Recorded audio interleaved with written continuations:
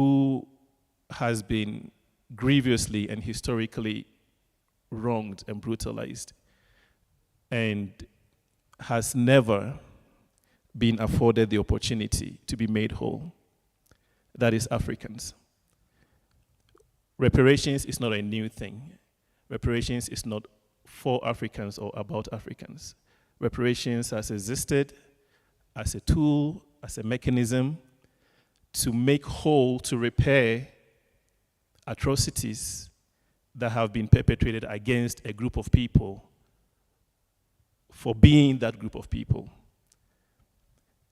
And I don't need to go through the list, but we know history. And Africans are the only group of people to have gone through the level of wrong that has been done, but who has not been afforded even the space or the opportunity to have a discussion about reparations. When Africans talk about reparations, it is immediately undermined or thrown away as something that is crazy, it's militant, it's impractical, it's not the right time. So I think the fact that we have been able to get our member states to coalesce around this topic is a tremendous opportunity that all of us in this room as civil society should not let slide. By the time we are arriving at the end, we should have put in place the necessary frameworks to make sure that the reparations claim for Africa and Africans is able to proceed, is able to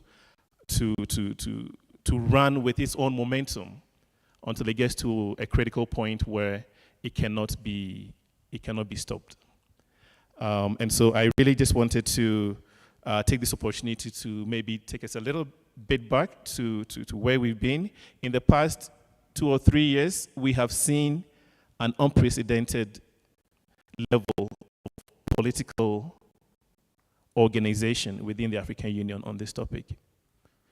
In 1993, at the Abuja Protocol, I think is the first maybe recorded convening of the AU around this topic. Obviously, we've had the Durban Declaration and everything that it says, but nothing really took hold within the African Union infrastructure until the last 3 or 4 years, where we have had multiple decisions of the African Union Assembly of Heads of State on reparations, where the African Union has called for the development of a common African position and program of action that reflects the African reality and African interpretation of reparations go on television and tries to impose what their interpretation of reparations is to us. We know that we've had attempts within the international global system. We just came to the end of the UN Decade for People of African Descent. They had a program of action, but at the end of 10 years, where did we get to? So I think the time for lip service is over, and the time for action driven by Africa and Africans is here. And so I really want us to take advantage of this opportunity to make sure that we are able to drive and mobilize ourselves as a people. If we don't carry this message forward, if we don't make this argument, if we don't develop counter-argumentation to the pushback that we know is going to be coming, then we are not going to get to where we need to go. And I think this very event here today, at the beginning of what we hope is going to be one of those years where you have the before and the after, that we want this year, 2025, to be the year that everything turned for reparations for Africa. And again, from ECOSOC and all of our colleagues in civil society, we are dedicated to making sure that at the civil society level, we are working to bring to our policymakers and our political decision makers who already have expended some political capital, but will be needing to do a lot more, will be needing to expend a lot more political capital when the rubber hits the road they will need to really expend a lot of political capital. So we need to be there to support them, to give them the right analysis, the right input, the right policy recommendations, and the right support so that we will be able to get to where we need to be. Because what we are asking for is not crazy, it's not something that is militant, it's not something that is impractical, it is not something whose time has passed, it is something that is due. It's repair. And so I would like us to remain in that mind frame, in that frame of mind, as we proceed with the rest of the events for today. And with that said, we can move into the opening remarks, starting from my brother, Mr. William Carew, Head of Secretariat of ECOSOC. You have the floor, sir.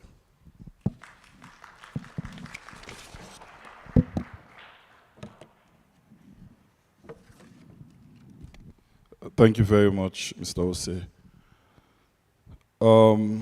Let me start by recognizing the presiding officer, Mr. Khalid Boudali, the presiding officer-elect, Mr.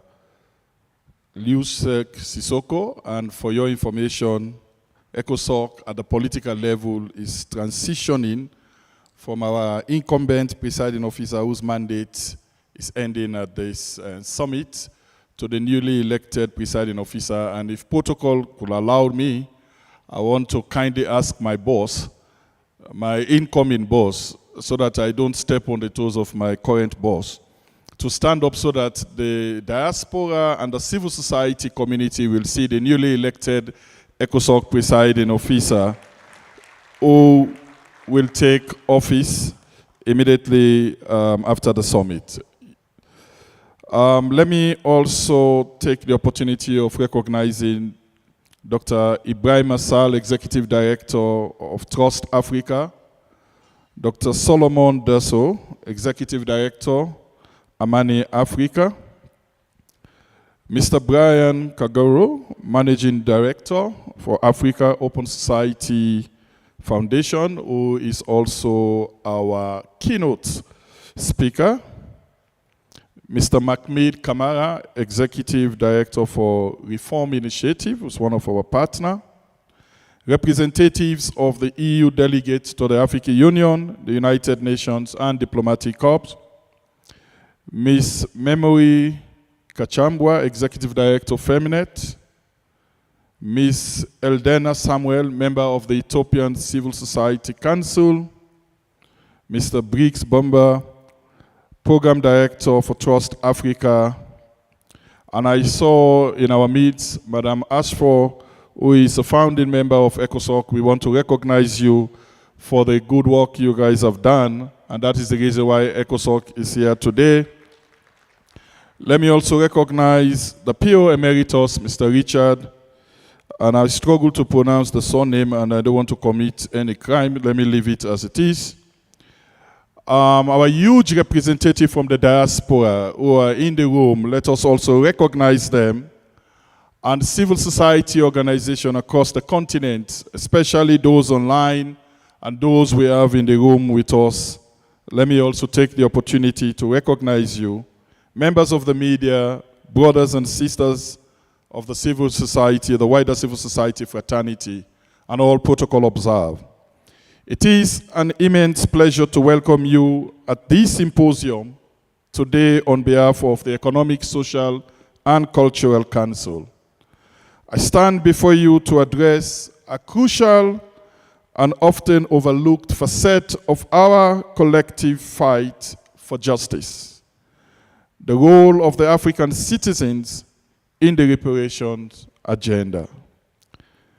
Indeed, we have a pool of eminent experts gathered here today, so I entrust our bright brains to enlighten us about what the reparation agenda during the course of the day, and then further shed light why this agenda should be everyone's agenda, and what is your role, or the role you need to play as envisaged citizens of this continent, as engaged citizens of this continent. On this note, let me start by commending GMAC for hosting a series of events last week on the 2025 theme of the year. We are also very happy that you are in our midst today, as we also look forward to learn from the outcome of your meeting. From Gender is My Agenda, can we envisage coining reparation is every African agenda before we leave this room today. Ladies and gentlemen, reparations are about more than just compensation, and I think that has been echoed. They represent a commitment to restoring cultural identity and empowering communities and fostering sustainable development. It is about taking ownership of our narrative and ensuring that future generations inherit a world that acknowledges their past and propel them towards a brighter future. The concept of reparation has gained significant attention in recent years, particularly in the aftermath of colonialism and systemic injustices faced by African nations and their people. As Africa copes with its historical injustices, citizens' participation emerges as a crucial element in shaping effective reparations policy. Reparation can be defined as a form of redress intended to address the injustices and harms experienced by marginalized communities. They can take various forms, including financial compensation, land restitution, acknowledgement of historical wrongs, and policies that promote social and economic equity. The reparation agenda calls for a comprehensive understanding of our historical injustices that have created persistent inequality in contemporary society. During the past couple of years, ECOSOC has made its Citizens Forum an annual feature ahead of the AU Media Coordination Meeting. We also had a practice in the past to organize pre-summit consultation well ahead of the AU Summit, so that we provide input on the upcoming theme of the year. We are in the process of devising an efficient and sustainable mechanism for bringing meaningful input into the conceptualization of forthcoming AU theme of the year. However, at the start of 2025, we fancy the idea to launch the inaugural Civil Society Pre-Summit on the AU theme of the year. The original plan was that we start with a virtual event because of the financial constraint. But then like-minded institutions like Trust Africa, Amani Africa, Reform Initiative, PALU, TGNA, Feminist, Stop the Bleeding, and CCRDA approached us, and within less than 20 days, we were able to put up this in-person and hybrid event. I understand that we have over 1,000 registrants following online through numerous digital platforms. So let me thank Trust Africa, Amani Africa, and all the other partners for making this a reality, and also not forgetting the Ethiopian Civil Society Council for coming together for more meaningful impact so that civil society are fully represented. Well, within the AU, we tend to use terminologies like side events, on the margins, etc. But no, ECOSOC has also championed redress here, as the ordinary citizen is at the center of the action. So I'm confidently announcing that, as from now onwards, every year ahead of the AU Summit, we will be having not a side event, but an ECOSOC event on the theme of the year, together with all civil society organizations that are interested to partner with us, so that you will be at the center and actors of the discourse of the theme of the year. As citizens, we are the heartbeat of this continent. The reparation agenda is not confined within the four walls of the Mandela Hall, but it is an agenda that hopefully will be on the lips of every African. Every voice matters, every story shared, each experience recounted contributes to the tapestry of pain and resilience that cannot be ignored.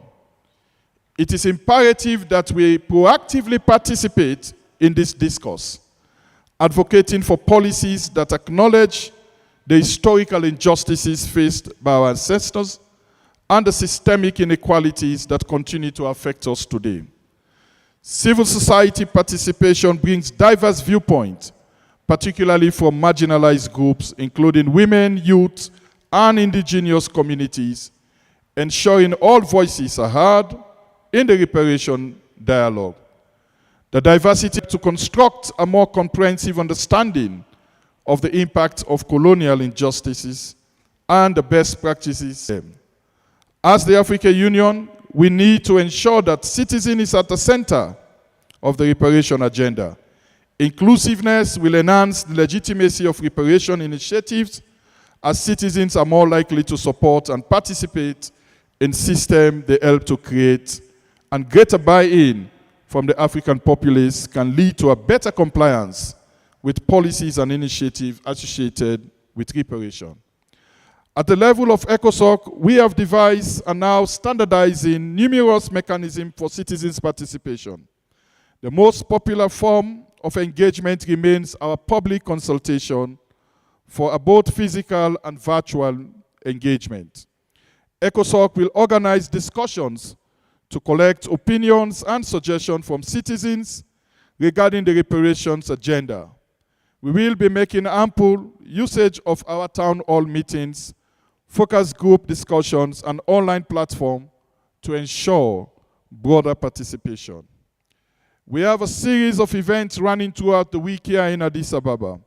We will also be engaging citizens in drafting and implementation of reparation policies that allow communities to prioritize their needs through the entire month of April 2025.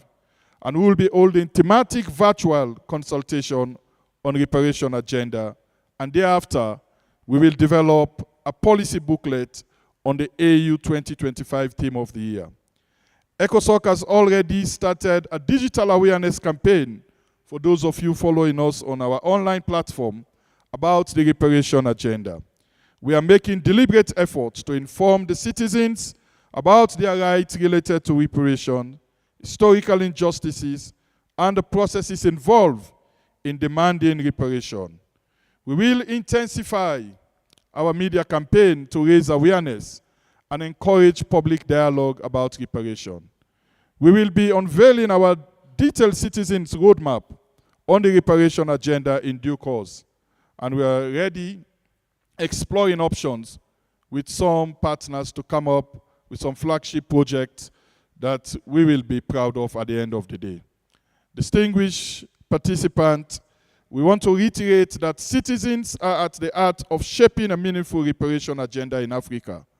Their participation can lead to more just, equitable, and sustainable policies that acknowledge past injustices and pave way for healing and development. To ensure that the reparation agenda meets the needs of all Africans, it is imperative to foster inclusive participation mechanisms, address challenges, and promote solidarity among citizens groups. Let me end by quoting Madiba: "As long as poverty, injustice, and gross inequality persist in our world, none of us can truly rest." This simply emphasizes the essence of the reparation dialogue, highlighting the need for acknowledgement and remediation of past wrong to create more just and equitable future. I thank you for your audience.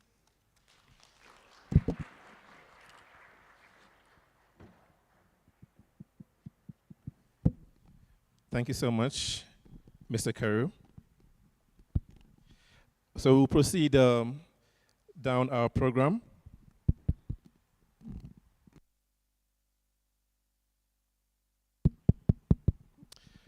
We'll proceed on our program. I have to apologize to you, Miss Samuel, for having cut you off that last time. We just wanted to provide the organization some space to say a few words of welcome. So now I have the pleasure to please invite you to give us your remarks. Thank you.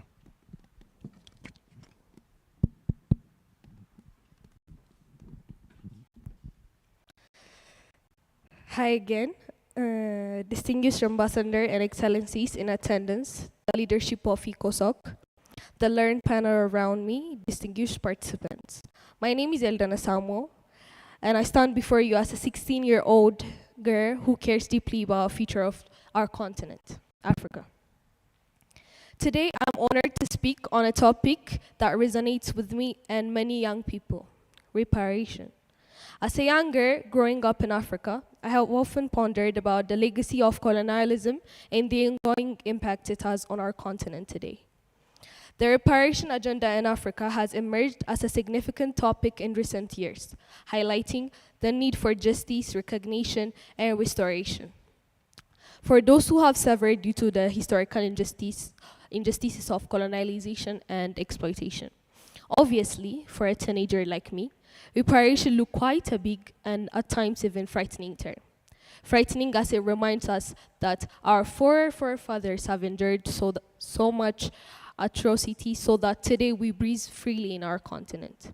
It's crucial for us, the youth, to engage deeply with this agenda, raising our voice to advocate for reparation and to create a brighter future for ourselves and generation to come. Reparation refers to the compensation and restitution owed to those who have been wronged or harmed, particularly in context of transatlantic slave trade and colonial rule. For many in Africa, this historical event continue to affect our economic, social, and political landscapes. As young people who will inherit the future of our nation, we have a fundamental role in demanding accountability and justice. Engaging in dialogues about reparation empower us to take ownership of our history and respond to it with courage. We can dismantle the narratives of shame and victimhood and replace them with stories of resilience, strength, and hope. Moreover, our generation is more interconnected than ever, largely due to technology and social media. The interconnectedness provides us an expected platform to raise awareness, rally support for causes that matter to us. Speaking as a girl, for too long, women and girls have faced injustices rooted in historical inequalities, from colonial oppressions to ongoing discrimination. The struggles we have endured are not just our own. They are part of a large narrative that has defined our societies for generations. Yet, within these struggles lies incredible strengths, potential, and the opportunity for change. The reparation agenda must address the specific challenges that women and girls face, including gender-based violence, lack of educational resource, and economic inequalities. By prioritizing this issue, we can work toward justice and equality for all. To the few young ones in attendance, and hopefully the many youths following online, personally, I wish to use social media campaigns and online petitions to amplify the reparation agenda and mobilize collective action. By harnessing our digital skills, we can educate our peers about the historical context and present implication of colonialization, advocating for reparative justice on global scale. The youth are often the most affected by ramification of historical injustices, particularly in areas like education, employment, and economic opportunities. By voicing our concern and demands, we can push for systematic change that address ongoing inequalities and create an environment that fosters equality and growth. It's imperative that our voices are heard in policy discussion of decision-making process as we contribute what reparation would mean for us and how they could be effectively implemented. Ladies and gentlemen, the African youth holds a critical position in the reparation agenda. It's our right and responsibility to raise our voice and demand justice for our ancestors while freeing paths for future generations. Let us together advocate for our rights and ensure the narratives of reparative justice becomes a healing.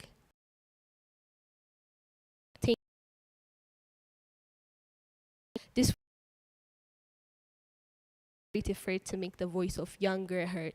As I always said, Article 50.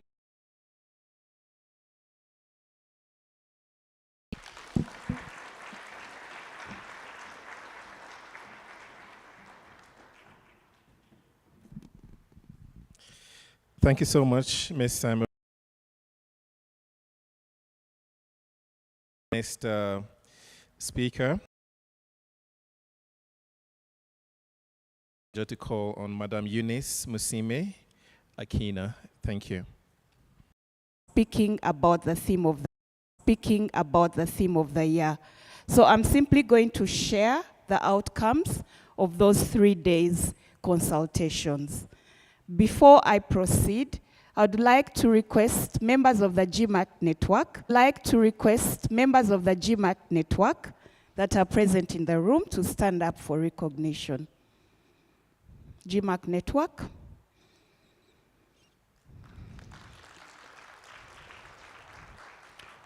Thank you. So just in case I say anything that I was not sent to say, they are here to testify. So as the GMAC network, we commended the AU for coming thus far with the theme of the year by victimhood. For different reasons, probably because they have structurally been excluded. In our midst, as the GMAC network, we had women from countries that are facing the most brutal and violent conflicts that are still ongoing. We had women from DRC, from Sudan, from the Sahel, and other countries that are still in fragile and vulnerable states. We also acknowledged the interconnectedness of our struggles. As feminists, our mantra is we do not live single-issue lives. Today we are not simply affected by war, and the next day we are affected by hunger, and the next day we are affected by poverty. All these struggles are interconnected. Land, seed sovereignty, reproductive justice, economic justice, healing justice are all connected.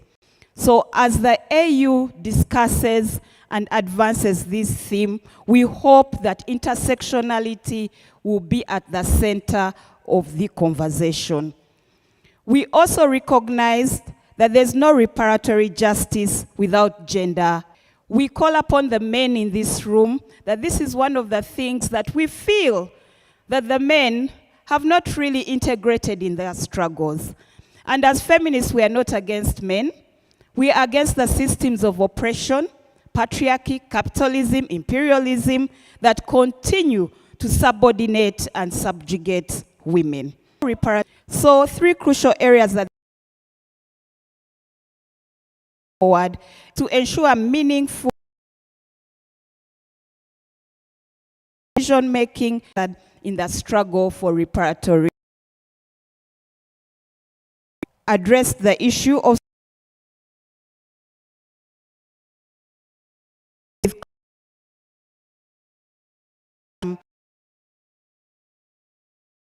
being given to developing countries and all other commitments that we know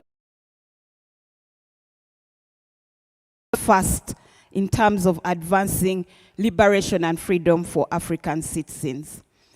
We also hope that this theme for the year will finally rally African states, African government, and leaders represented in this room to have shared values and shared goals. We don't often see that, with all due respect, at the African Union. Otherwise, we would not have all the conflicts that we continue to have. So we hoped that for once and for the first time that Africa will reorganize internally, because unless and until we do as Africans, this theme will come and pass and go. Thank you, ladies and gentlemen, for your audience.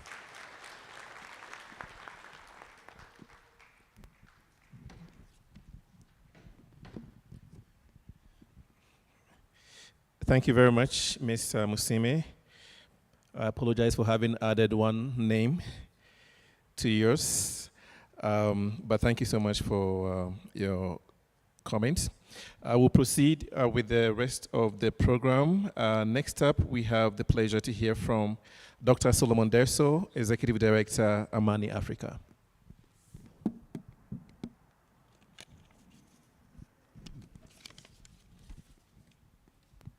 Thank you so much, my brother Nana. A very good morning, distinguished friends, colleagues, agencies. May I start by all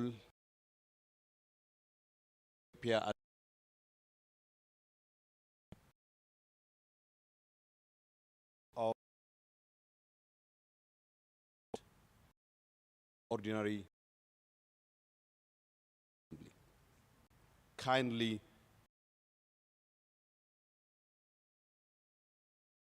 at equal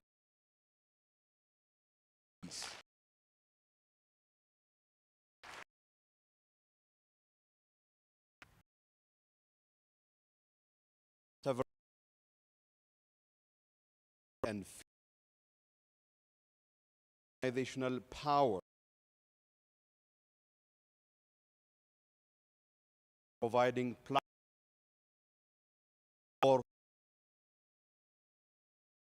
and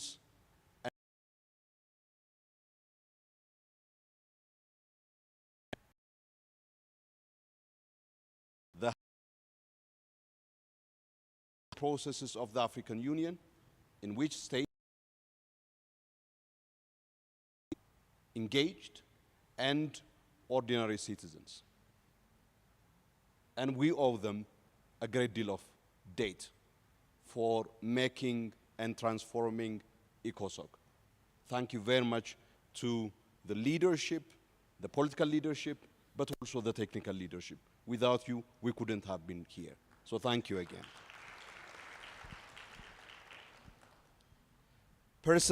Personally, as the director of Amani Africa Media and Research Services, a policy research organization that is dedicated to work fully on matters African Union and multilateral policy processes of concern and interest for Africa, we are grateful to partner with ECOSOC in the convening of this symposium today. I would like to therefore thank not just ECOSOC, but also the other partners who have worked with us for this important platform, and my colleagues at Amani Africa, and all our partners that support the work of Amani Africa and ECOSOC. I have a few points that I would like to make with respect to the theme of the year, and I will stop. The first point that I would like to make relates to the work that we do at Amani Africa. As part of our coverage of the African Union, we are engaged in the production of information and analysis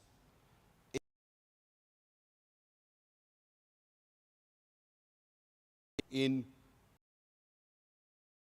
and media work. Amani Africa's podcast on the Pan-Africanist,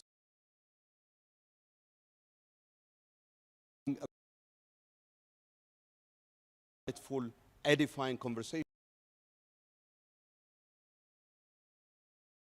of Open Society Foundations that sought to provide background to and highlight the significance of the theme of the year, and importantly, to clarify what this theme of the year is and is not about. For example, the theme of the year is not about transitional justice that is carried out within countries. The African Union already has a transitional justice policy that tries to cater for wrongs that have been perpetrated within states in the context of authoritarian oppression or violent conflicts. It is therefore dealt with. This one is about the historical experience of Africans and people of African descent as a result of the transatlantic enslavement of African human beings. Not that I didn't say slave trade, because saying slave trade suggests that those people are actually slaves. No, they are human beings. So it is an enslavement of human beings that happened.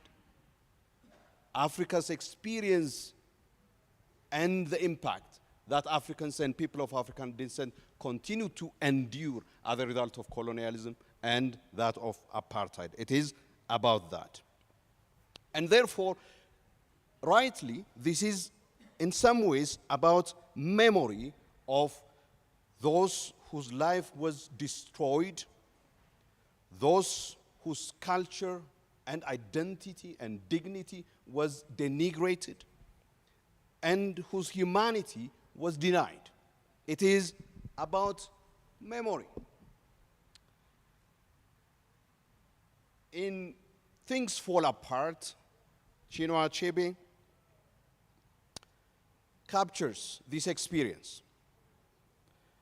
The mechanical trauma of colonial conquest and Things Fall Apart is depicted in view of the alteration introduced by the arrival of the European missionaries and administrators in Umuofia. Chinua Achebe narrates the psychological and social suffering the community underwent as colonial Christian traditions disrupt the distinguished religious and social tenets of the community. Noe, the son of Okoko, is a perfect example of individual trauma because he struggles with the culturally conflicted values of his society and the new religious teaching. So indeed, it is about that memory. But memory is not just about the past. Memory, as we all know, including from the best examples of the liberal tradition, is about human dignity, is about affirming the humanness and the words of those who have been affected. That is why it is so important that we indeed join others in actually remembering the tragedies that happened during World War I, World War II, the tragedies that happened during the Holocaust, the tragedy that happened during 1994. We wouldn't say that, no, that happened a long time ago, and therefore we have to forget about that. Why? Because those who forget are cursed to repeat the mistakes of the past. But while memory and memory of those whose life and humanity was crushed under the weight of slavery, colonial rule, and apartheid is important on and of itself, this theme of the year is not about just that past experience and the memory of those who perished through that experience. As Brian reminded us in Amani Africa's podcast, The Pan-Africanist, the struggle, I quote, the struggle for reparation is not just a nostalgic reflection on the pain of our ancestors. It is a reflection also on the reality of our underdevelopment, end of quote. And you all agree that one of the profound challenges of this moment is inequality. Inequality within nations, inequality between nations.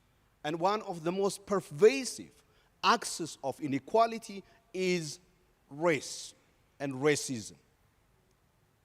And it's really important to remember that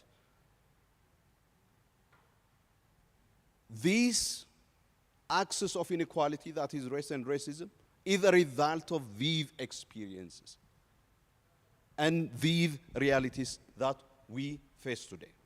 And therefore, I wish to once again refer to the importance of this, not just for Africa and people of African descent, but for humanity as a whole.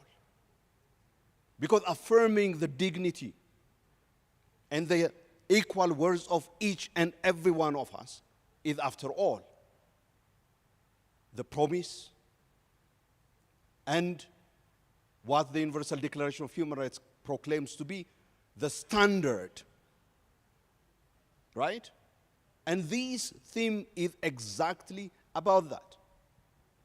This theme is about trying to bridge the divide between the reality of Africans and people of African descent and the promise of the international human rights system that affirms the equal worth and dignity of every human being. It is about bridging that gap. So I quote the Secretary General of the UN, Antonio Guterres. He says, I quote, "If the purpose of the Charter, that is the United Nations Charter, are to be achieved, redressing the pervasive historical imbalances that characterize the international system, from the legacies of colonialism and slavery to the deeply unjust global financial architecture and anachronistic peace and security structure of today, must be a priority. Must be a priority." End of quote.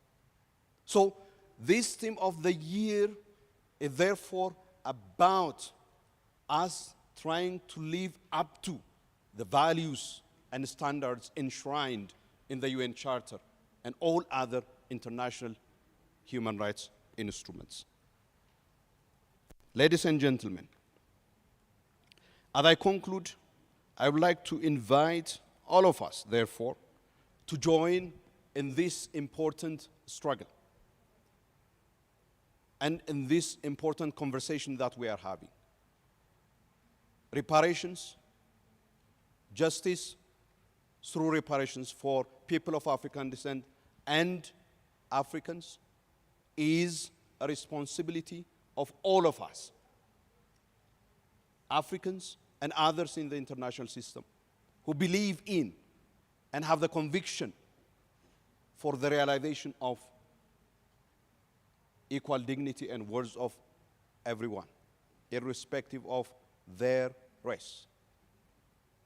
And it's important to also recognize the diversity that exists within that axis of inequality that is race. That is why I pay tribute to my sisters who spoke before me for bringing the voice of the African girl and African women. Thank you so much. And thank you for your kind attention. Nana, thank you. Thank you too. Thank you so much, Dr. Solomon Derso. We certainly do appreciate the partnership of Trust Africa. Look forward to building on it going forward. We also do appreciate the partnership of our next organization, Trust Africa. That is one of the key founding partners for today's symposium, and who will be addressing us next through Dr. Ebrima Sal, Executive Director at Trust Africa. Soyez bienvenue. Merci beaucoup. Thank you. Good morning. Good morning, everyone. Selamta, because we are in Ethiopia. Excellencies, colleagues and friends, distinguished participants in the room and online, fellow co-organizers and panelists and ECOSOC leadership. Greetings to all of you from Trust Africa. We are a Pan-African foundation and a think tank based in Senegal that is working towards the advancement of democratic governance, equitable development, and solidarity in African philanthropy. We have, in our more recent work, been approaching this issue of the theme of the year mainly from the angle of restitution. We've worked on illicit financial flows. We are part of the consortium to stop illicit financial flows that was established under the leadership of President Thabo Mbeki, former president of South Africa, after the submission of the report on IFFs in 2015.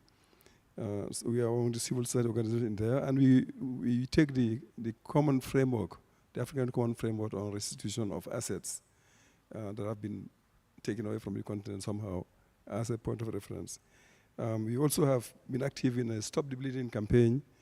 I'll say a little bit more about that in a little, but also on that. And so there are a couple of issues here. And much more recently, Trust Africa, in partnership with Open Society Foundation and others, have established an African Restitution Fund using the African Common Position on Restitution as a frame of reference.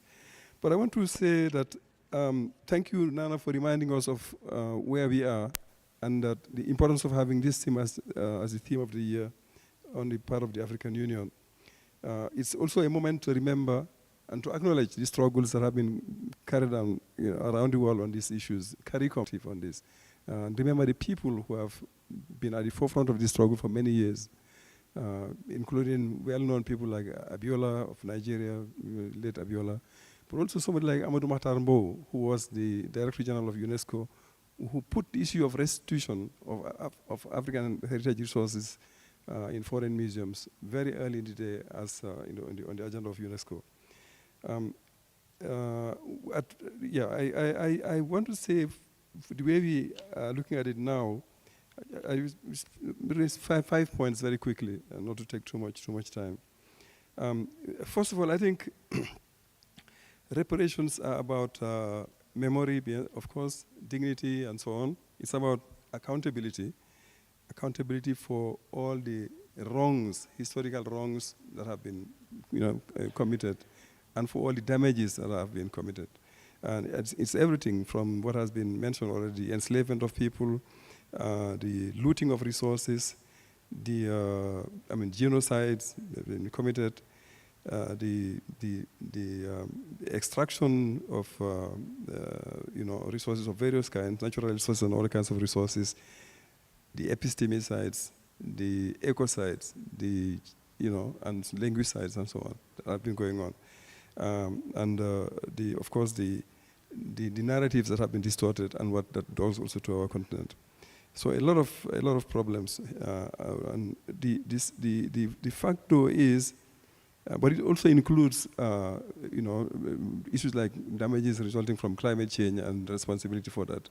There's a lost and found fund that has been established. But the second point I want to make is that the wrongs and the damages have not stopped, right? They are still being done to a number of people, and Africa is one continent where people are suffering from those damages still. So therefore, it is about, stopping the damages, stopping the bleeding, stopping the looting, which is why we have this Stop the Bleeding campaign, and stopping the looting of resources, including, cultural resources that have been taken out of the continent and natural resources. And that's the only when it makes sense to say, we are not only talking about restitution or repairing historical wrongs, but making sure that the wrongs don't continue. And I think that's equally important, using the frameworks that have been adopted. But it means, therefore, looking at everything from, the inequality that exists within nations, but also between nations, the unequal exchanges that have been going around and that have been the subject of struggles for a new order. We have been talking about a new international economic order, a new information order, and on different kinds of ways of redressing the imbalances and the inequalities that exist at the global level. And it is therefore about, as I said, stopping the bleeding, and also making sure that even global warming doesn't continue. It goes that far, which is why the reforms are important. The third point I want to make is that for that to happen, for the redressing of injustices that have been committed, for reparations to be possible and effective, for the bleeding to stop and for the damages not to continue, there has to be a number of transformations at various levels. I think we are talking about transformations from relations between the North and the South and the global North and the global South, but also relations of different kinds, which have their economic nature. Is about restructuring the global financial architecture. It's about restructuring the global governance architecture itself, all of which are imbalanced. And so long as they're in place, we will not be free from the risk of having these injustices being reproduced or perpetuated in some way. And therefore, we are talking about the need for structural transformation at various levels.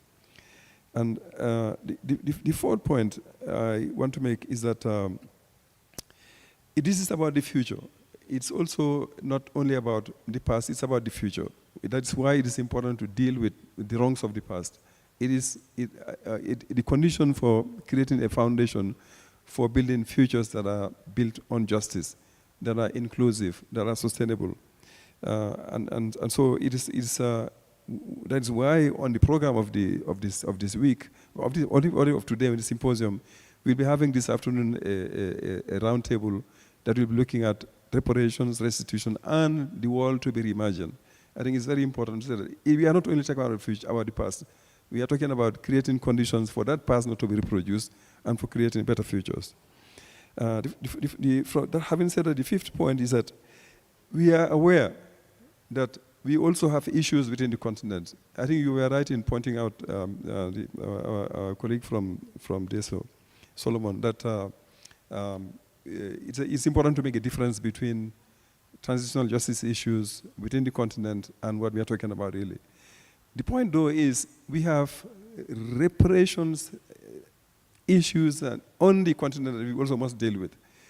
There are exclusions that are continuing. Somebody talked about gender justice. I think our colleagues on the other side of the bench have talked about gender justice. It cannot be separated from this discussion. The African youth have been marginalized basically in the systems that are in place. Our democracies are distorted when they are actually in existence. And we have a number of communities that are excluded. The so-called communities that are based on discrimination based on work and descent.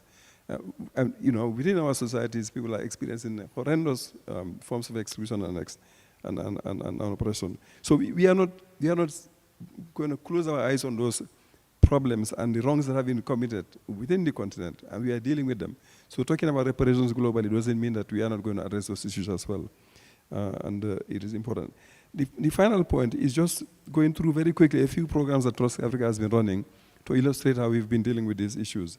We've had, talking about transitional justice, a major program on international criminal justice, that supported victims, for redress. We have the Stop the Bleeding campaign on illicit financial flows that has been going on for nearly 10 years again, since the adoption of the Mbeki report. And the debt campaign now, and that's an important one because the African debt is actually a huge, challenge to African development. And we know how it has been contracted. It was not always done on fair terms. It hasn't been properly used in many instances, but that's not the issue. The fact of the matter is, the people are now, the resources have been drained out of the continent, to service debts that were negotiated in ways that are not always very clear. We have a program, I've mentioned the African Restitution Fund. There is a program, an agroecology fund that is looking at ways of, supporting small farmers in the global value chains. And we actually have a program on global value chains that is looking at fair value distribution. This is a consortium including, from all across the world. NGOs like Solidaridad in Netherlands and elsewhere are part of it. They're actually leading it. And this program is looking at ways in which value is transferred from the continent, from the cocoa farms in Cote d'Ivoire, for example, to the supermarkets where chocolate is sold at prices, that's much higher, and who gets what in that whole process? Who has a voice in the determining of prices? Who has a voice even in determining how that whole thing is organized? And that's what that program is looking at, not only in Africa, but also in Asia and in Latin America and in Europe.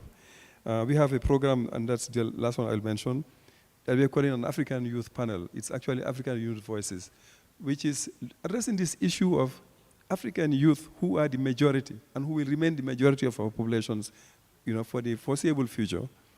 And yet, they are political minorities in most instances, like the women. Right? And so long as that imbalance is not redressed, talking about a democracy actually will be a joke, in a sense. So we are talking about the need to reimagine democracy, to reimagine the governance of our continents in ways that center issues on the bulk of the population. I will end by saying, the global community around the United Nations adopted a pact for the future last September. I mean, a pact for the future to be strong and meaningful for the inhabitants of our planet, it definitely has to be built on solid grounds. And for that to happen, these issues of restitution and reparation must be addressed. Otherwise, people will will continue to live the indignities that they've been experiencing all along, the exploitation that I've been experiencing, and the imbalances will be there, the inequalities will be perpetuated. And that is not a basis for sustainability and for a future that is, that people will be looking forward to. I would like to thank ECOSOC again one more time for enabling us all to be here. And it was a pleasure and an honor to be partnering with all the other organizations and to be standing in front of you here to say that I think the moment has come to take this issue forward in a much more determined way than we've done so far. Thank you very much for your attention.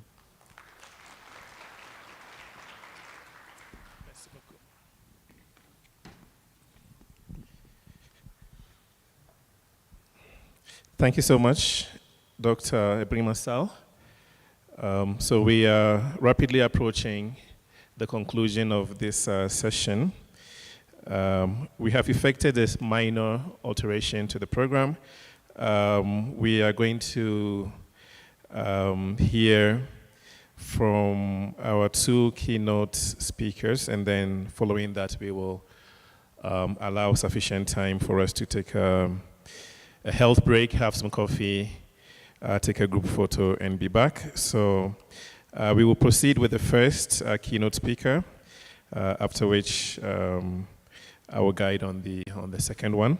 But for now, I have the pleasure to invite, I don't know how to address Mr. Budali in his capacity as presiding officer of ECOSOC, maybe our patron, our grand patron, because it is he who is leading the entire organ. Thank you and congratulations for an amazingly successful tenure. We are going to miss you. And I have the pleasure to invite you now to give us your keynote statement for this morning. Thank you.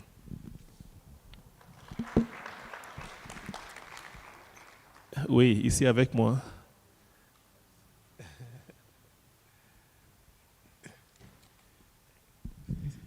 Merci. Thank you, Nala. Merci beaucoup. Bonjour. Bon dia. Ah, Portuguese. Very good morning. It is an honor and a privilege to be here with you. Yes, salamu alaikum. Yes. Sabah al khair. Mr. William, Caro Head of Secretariat, representative from the Ethiopian CSO Council, Feminist representative, Dr. Salman Derso, Executive Director at Amani Africa, Ibrahim Sal, Executive Director of Trust Africa, Excellencies presence here from the PRC member states, UN, China, and beyond, Honorable Incoming Presiding Officer-elect, Mr. Louis Sheikh Sissoko, my dear brother and colleague, Presiding Officer Emeritus, Mr. Richard, distinguished guests, eminent scholars, and esteemed representatives from the African NGO CSOs, brothers and sisters from ECOSOC Secretariat. Before I start, I have to ask a question, and hopefully one of these days somebody will answer it. This comes from the Atlas Mountain. It was an old man, and he said, now we are going for reparatory justice. What is happening in Africa in all the new geopolitical shifting? Can we keep it up? Can Africa keep it up? Can Africa find its position to ask for what they want? One of these days we'll see what happens. This theme is not merely a clarion call for redress, but a historic reckoning moment of profound introspection and collective mobilization toward rectified centuries of systemic dispositions, historical disfranchisement, and economic subjunctions that continue to shape the lives, realities of millions across our continent and in the diaspora. There is a proverb that says, until the lion learns to write, every story will glorify the hunter. Well, for us, today we gather to inscribe our truth upon the annal of history. We reclaim the narrative that has been unjustly denied to us and to awaken the echoes of our forebears. Yes. Whose resilience remains the bedrock of our struggle. Reparations not an abstract of rhetorical aspirations. They are a legal, moral, and economic imperative embedded in the principles of international law. Restorative justice and human dignity. The trajectory of history bears witnesses to the enduring scars inflicted by colonial expropriation, the transatlantic slave trade, and the neo-colonial paradigms of economic exploitations that have stifled Africa's full ascensions to the global party.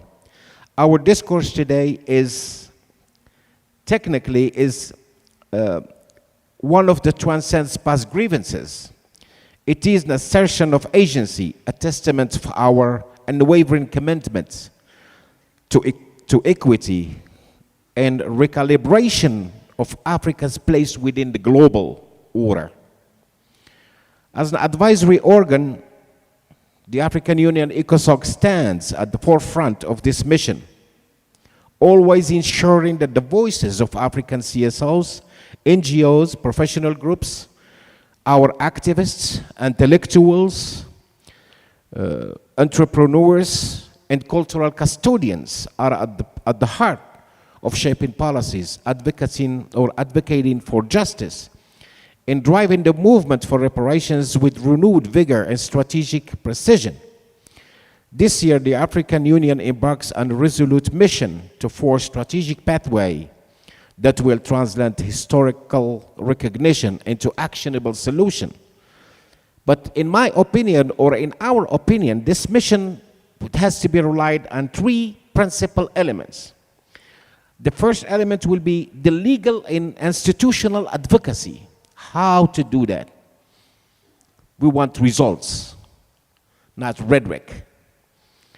To champion the cause of reparative justice through resolute and transformative legal framework, harnessing the power of international legal instruments, and pressing for binding resolutions within multilateral arenas, ensuring historical wrongs are redressed with unwavering political will. If there is no African political will, we never can achieve anything. But thank God, now we do. The second will be the economic restitutions and development redress. To demand a just and equitable economic order, where reparative measures transcend symbolic gesture, manifesting in fair financial redress, balances trade relations, and structural transformations. This vision inspires to fortify African economies through sustainable industrializations. That's what we need. Don't give us. We need the sustainable industrializations. Technological sovereignty. We need our sovereignty. And the reclamation of resource governance. Dismantling the vestiges of economic subjunctions. At last, this is where we are losing somehow in the process. Africa is losing its own cultural heritage based on international influences. We are losing this fight. We need to reclaim the integrity of our historical narratives, rekindle the flames of indigenous knowledge production, and enshrine the intellectual and cultural legacy of the African civilization. No longer should this contribution be shredded in obscurity or subjected to the appropriation. Instead, we should stand as a pillar of enlightenment, shaping a future grounded in a historical truth and cultural renaissance.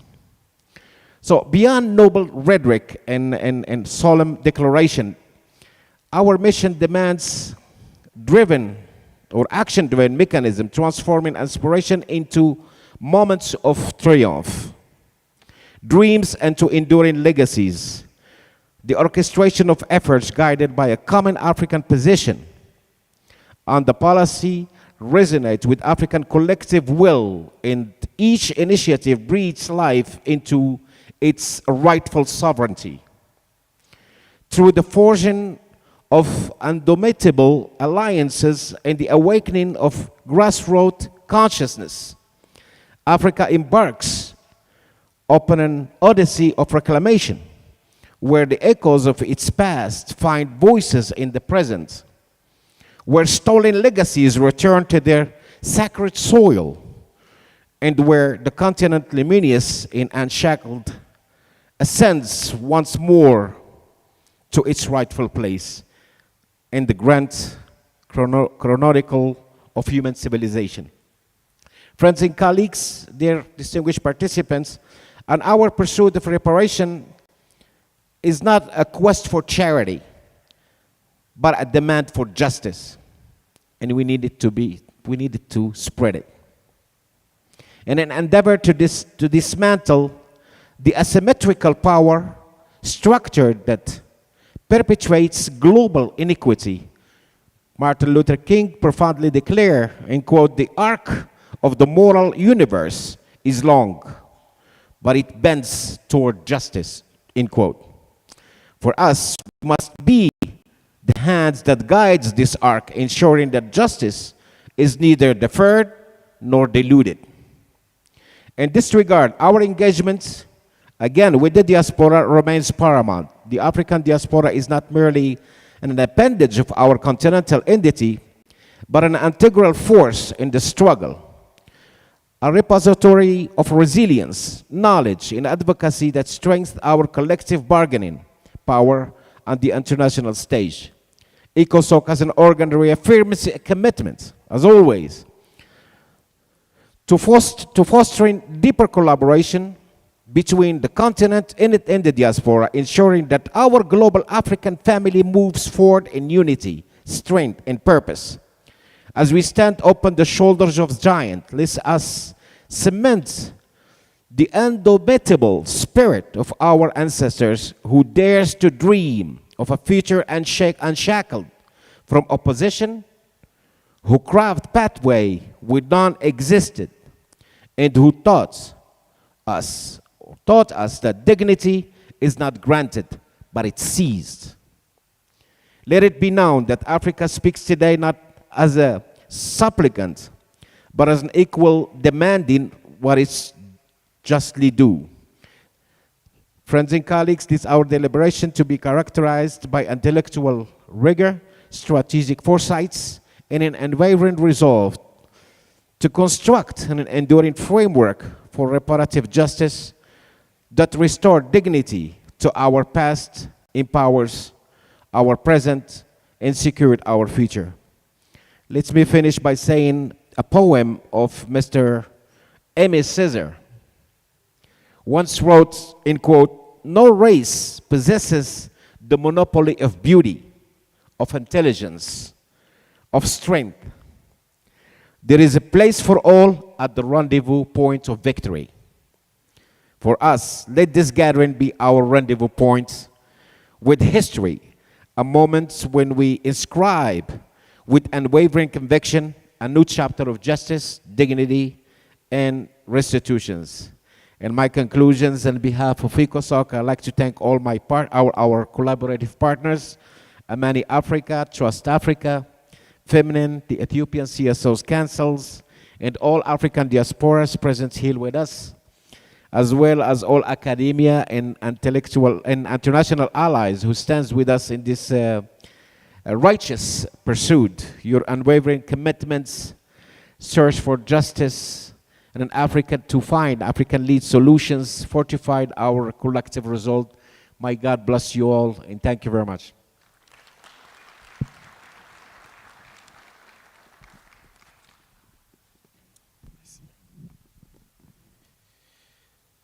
Thank you so much, Presiding Officer Budali.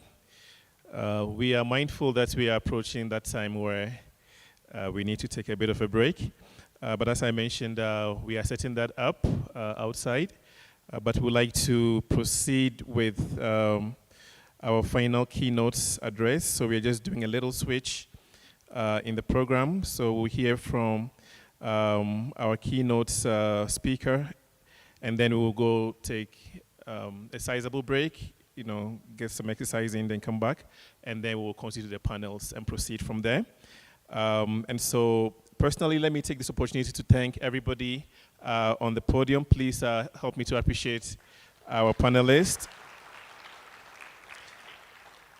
because I will now be inviting Mr. Briggs Bomba, Programs Director at Trust Africa, to come up to this stage and introduce our next keynote speaker.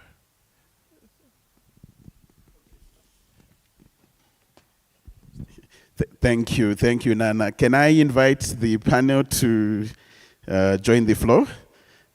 And so Khalid spoke of the global African family, and that's exactly what we have in this room. We have diversity, and as we transition to our keynote address, I would like to invite, it's not just men in suits or speeches, so I'd like to invite my sister Kim from Teaching Africa Institute, Teaching Arts Institute. We collaborated beautifully in New York at the Summit for the Future.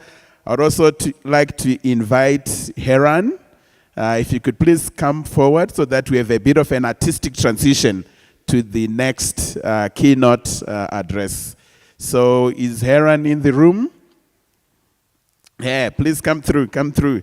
This has not been rehearsed. It's an artistic transition, whatever they can offer in terms of transitioning us before I introduce our keynote. So I'll start with you, Heran.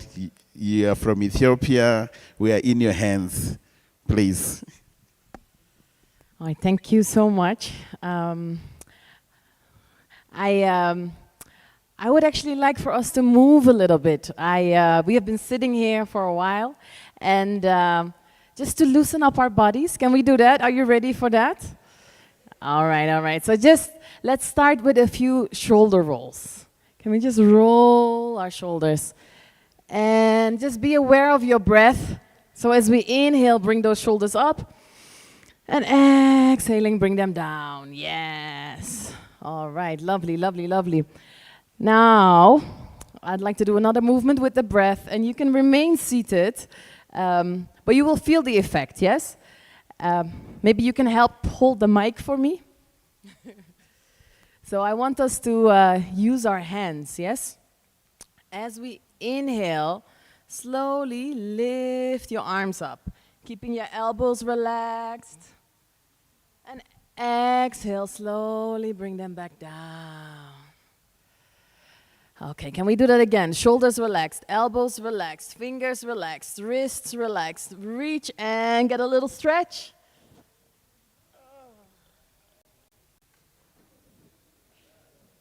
And release it back down. Thank you, thank you, thank you. We'll get more of that later. Just to loosen up a little. Thank you so much. That was beautiful. I needed that. Oh, pirates, they come right by, sold I from the merchant ships. Sing along, people. Right before they sold I to the bottomless pit, but my hand it be strong, straight from the hand of the Almighty. We walk forward this generation triumphantly.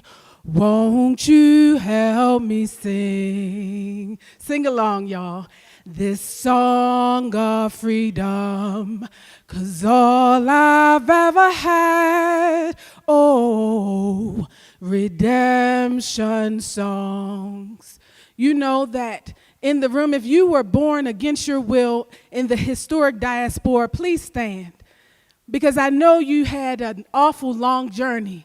We've got over here, we've got the Caribbean. I see the United States. We've got Brazil. Clap for them. Clap for us. Thank you for being here and being the face of my ancestors' wildest dreams. You know, we sit in our high tables and we have plenary sessions, but when my ancestors, when it were in those fields, working as human cargo against their will, it was only the song. It was the neo-spiritual that kept them alive, that helped us to sustain, and we cannot forget that. How could we ever forget? As we continue, a luta continua, with this new reparatory justice effort, we have to remember the techniques that sustained us. They will continue to sustain us. And so I want to invite you all to stand and sing along with us. We shall overcome, because we shall overcome, and we will need that energy as we begin this year together. So stand wherever you are if you have the capacity and sing with us a song that my ancestors used to liberate us. We will need that song as we continue. We shall overcome. We shall overcome. We shall overcome someday.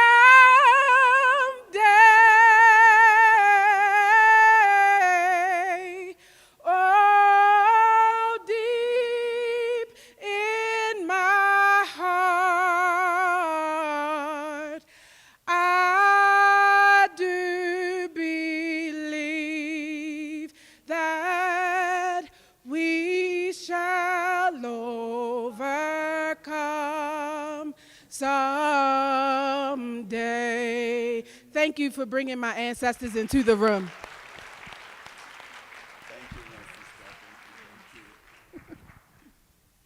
Thank you. Thank you.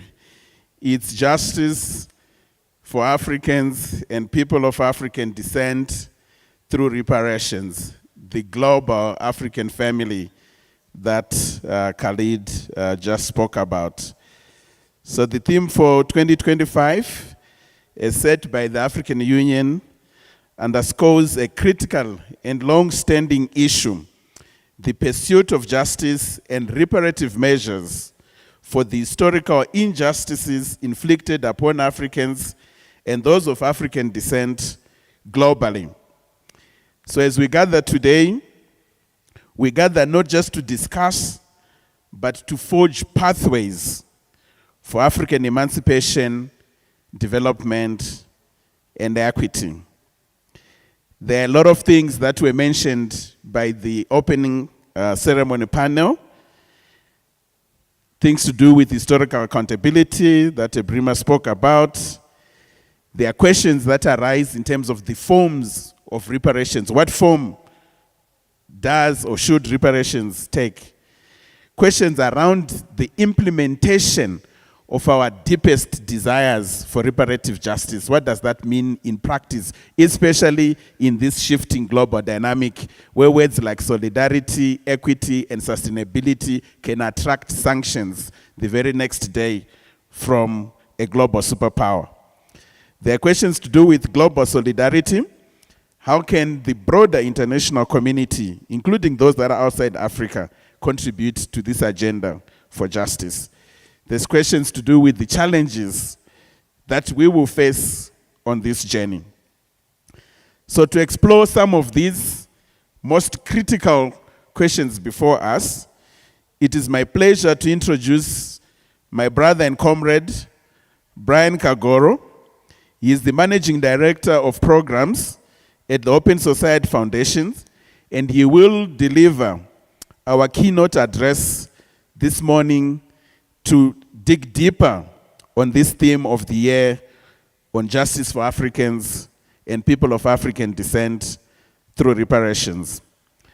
Brian brings a wealth of experience and insight to this conversation, having worked extensively on issues of social justice, governance, and human rights across the continent. His leadership at Open Society Foundation has been pivotal in advocating for equitable societies and challenging systemic injustices. So dear friends, dear comrades, please join me in giving a very big hand to our brother, Brian Kagoro, as he steps forward. We allocated 30 minutes for this part of the conversation. Over to you, Brian. Briggs knows how much I hate long introductions. In our own tradition amongst the Shona people in Southern Africa, the longer the introduction, it means the substance is low. So you have to front load. I stand on existing protocols. Before I begin, allow me to acknowledge the historical struggle of the Maroons in Jamaica, the Haitian revolutionaries, our ancestors who perished in their millions in the ocean and in the middle corridors. Let me acknowledge the women of Africa who bravely resisted enslavement, colonization, and apartheid.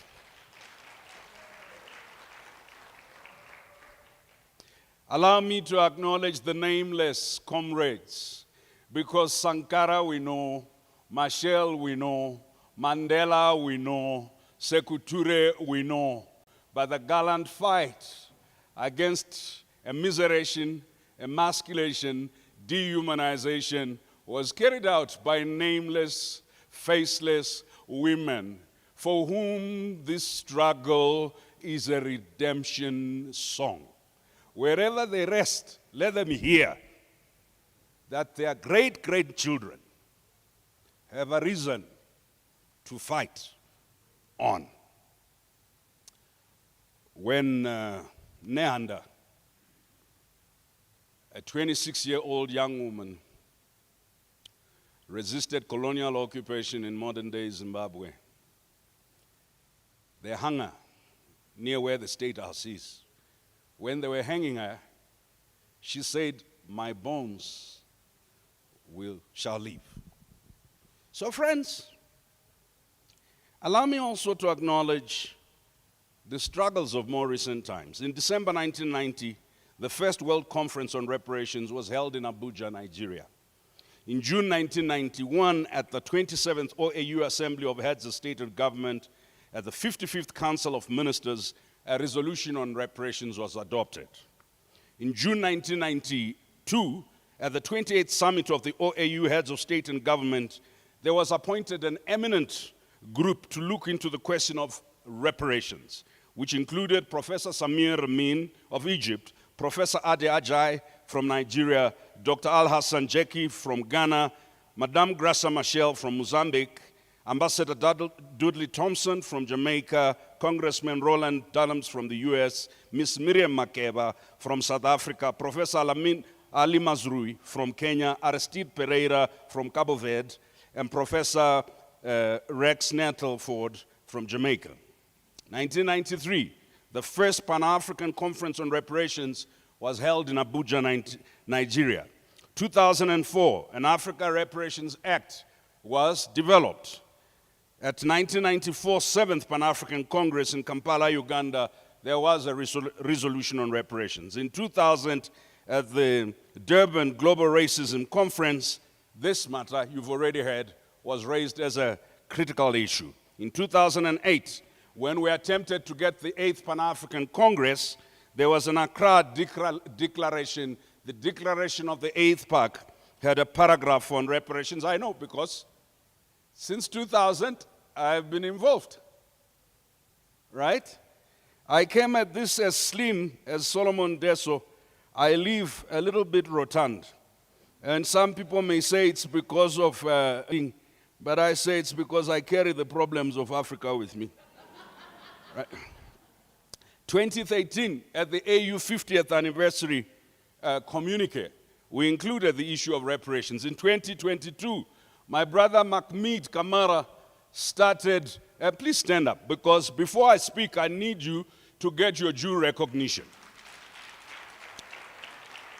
I'm grateful to our heads of state. I'm grateful to the history. But the current moment would not have been possible but for a midnight conversation in Zambia that Mahmoud was courageous enough to convert a conference on transitional justice to a conference on reparations and healing. I thank you, my brother, for your courage. In 2023, Ghana government convened a global reparations conference at which a lot of the brothers and sisters were here. And prior to the Ghana conference, Barbados had convened a global reparations conversation. Guyana had had conversation. Already prior to that, CARICOM had developed the 10-point plan. And this was a successor to many conversations in Jamaica, in Antigua. Mactambo had taken up the issue on restitution. That said, I want to talk today about chattel enslavement of Africans, colonization and apartheid. And I want to establish continuities that help us understand why this struggle is both about memory and about imagination. And of course, it's been said by previous speakers how this was a travesty against humanity. But fundamentally, they have also told us this is a recognition of the fact that the transatlantic chattel enslavement of Africans was a crime against humanity. And this was accepted by the whole world in Durban. Number two, that apartheid was a crime against humanity. And this is recorded in UN resolutions. That colonialism was characterized by a series of genocides. And this is accepted and understood. In case you think this is hyperbole, you will know of the genocide against the Herero and the Nama in Namibia. You will know about the genocide against the Khoi and the San. You will know about the genocide in the Congo. Now, friends, so this is also about an apology for the harm caused, and which is harm which is intergenerational and continuing. Number two, it's about the opportunity to repatriate to the country of origin both those persons of African descent who wish to return to this continent, as well as cultural assets and heritage assets. Note, I do not call them artifacts, because you don't take a person's God and call that God an artifact.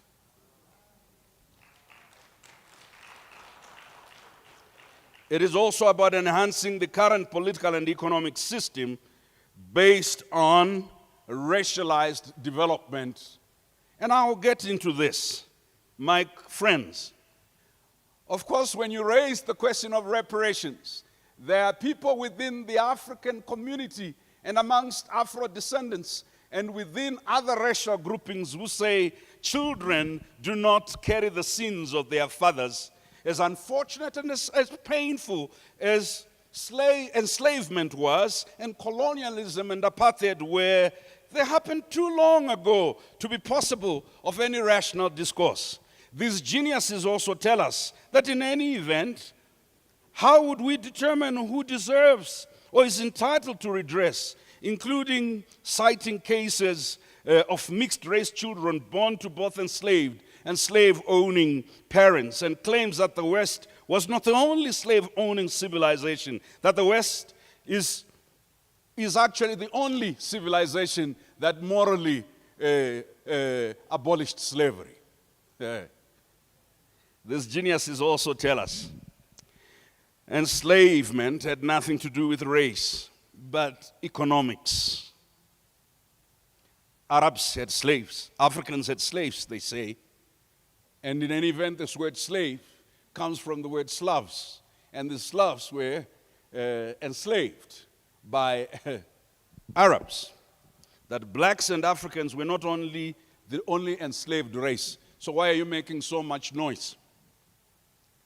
And some have even told us, these geniuses have told us, that the censoring reparations denies the agency of Africans, as envisaged by Marcus Garvey, who said we shall redeem ourselves, that the act of self-economic development somehow negates the demand for historical justice.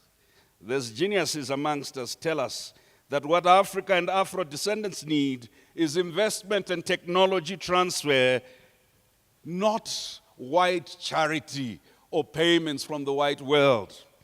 They also tell us that the reparations talk ignores the harm that has been occasioned to Africans by black African leaders. That in any event, that enslavement was legal. So my friends, why would people within enslaved community or descendants of enslaved and colonized people believe in these things?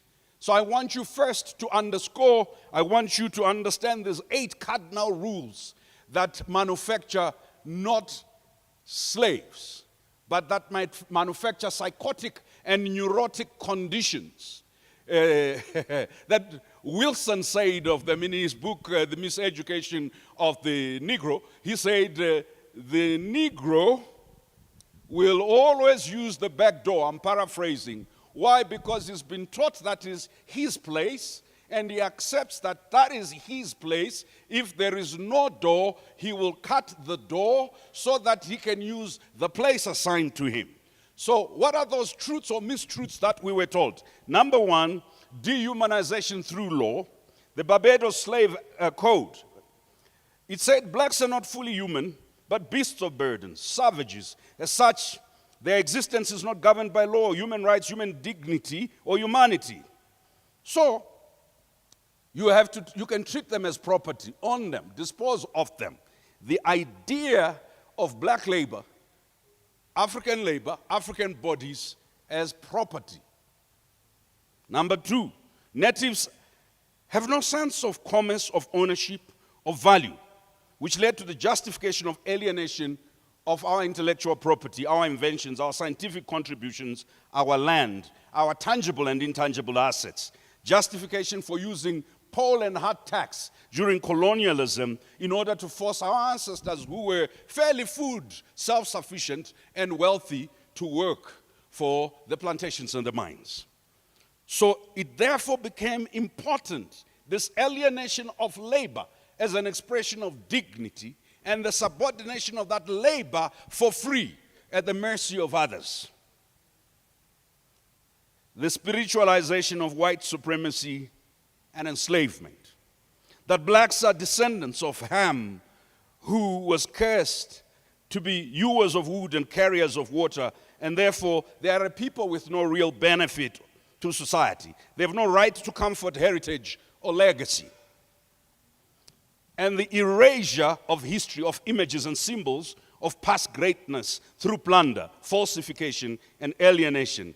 That is the erasure of your cultural meaning and identity. As Ngugi wa Thiong'o said, it's an attempt to create the impression that your past is a wasteland of non-achievement, that you have no reference to any greatness, to any science. Even as we stood amidst the pyramid, as we stood at the great Zimbabwe monument, as we stood at the remnants of the Benin Kingdom, the first city in the world to have lights, as we stood in the midst of greatness built by our ancestors, knowing that Mansa Musa was the wealthiest man in the world at some stage, they still wanted to persuade you that you have no value, intellectual, physical, or spiritual, that your beliefs are mere fetishes. In Conrad's Heart of Darkness, that the native is just used to gyration, is used to mysticism. The native has no sense of any orderly. Or as Hegel, one of those European modern philosophers said, the native is in everything. So this infantilization, if it was not that, it was the localization and tribalization and deglobalization of the native. The idea that Africans only are concerned with micro-tribal, very low national empire.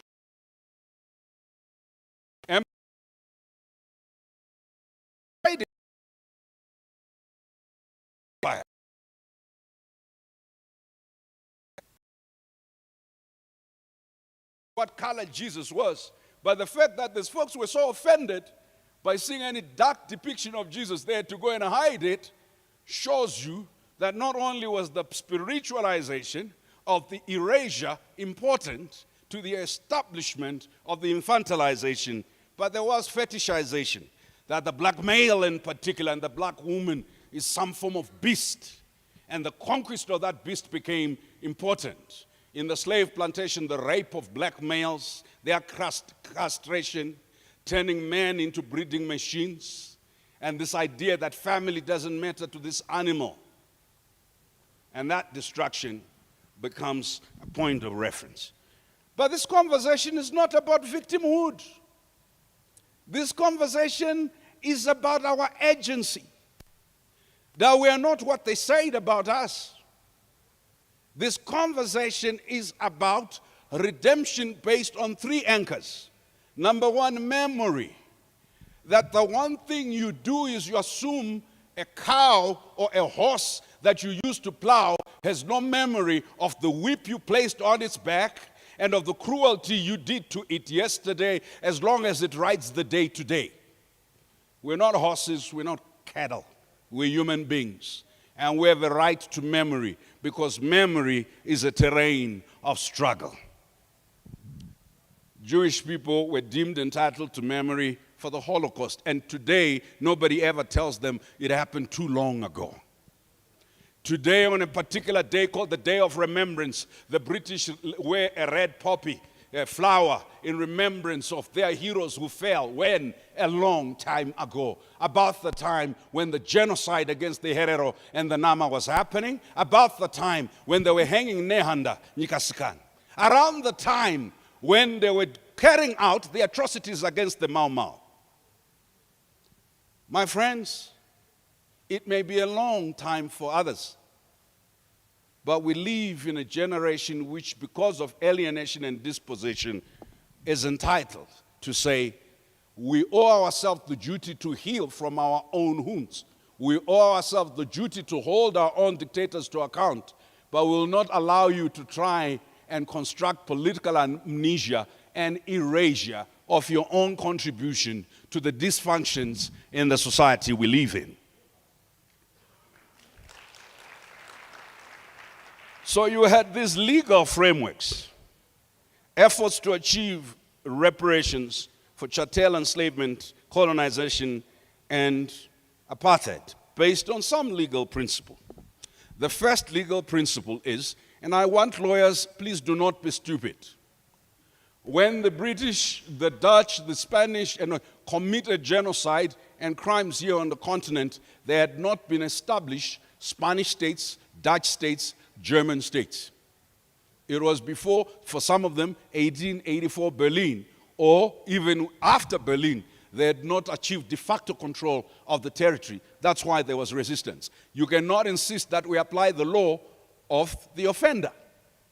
So we have to ask ourselves, what were the indigenous law requirements for the sort of atrocities? Lawyers, please, wake up. Do not accept this racialized anchorage of our law, where you say, okay, the law of the native is not general law. The law of the native is localized law. It's not international law. What you were doing was not international law, and I will come to it to demonstrate how the acts done against colonized people, the acts done against those under apartheid and enslaved people were acts done in violation of what was law at the time. Number two, it means that the current international law expects you acknowledgement of historical wrongs, recognition of enslavement, colonization as crimes against humanity. Number, compensation for harm, financial and material redress for economic, social, and cultural losses, restoration of dignity, addressing systemic racial discrimination and marginalization stemming from these injustices. Number four, structural change, reforming international economic and political systems that perpetuate neo-colonial exploitation. So the link between this struggle and climate justice and global financial architecture reform, global multilateral system reform, global health and security and migration reform, global drug policy reforms, and global penal system reforms. I don't have time to go into the statistics of why people who look like most of you in this room are the highest population of imprisoned people in the world. Remember what Hegel says, the native is in everything but vice, an infant. So this criminalization of black identity explains why people panic when you walk into a shop.